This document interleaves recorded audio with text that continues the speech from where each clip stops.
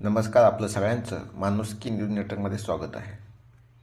काल मंत्रिमंडळाचा विस्तार झाला आणि छगन भुजबळ हे नाराज आहेत अशा बातम्या यायला लागल्या.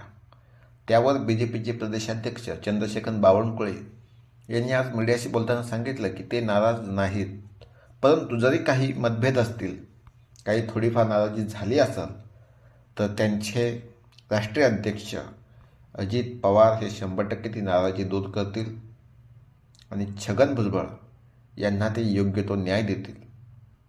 मीडियाशी बोलतानाही छगन भुजबळ हे नाराज आहेत ते स्पष्टपणे दिसलंय. मीडियाशी त्यांनी कोणताही संवाद केला नाही. माझी उपस्थिती या ठिकाणी विधानभवनामध्ये महत्त्वाची म्हणून मी जात आहे, मला खूप अर्जंट आहे अशा हिशोबानं ते फक्त एवढं बोलले.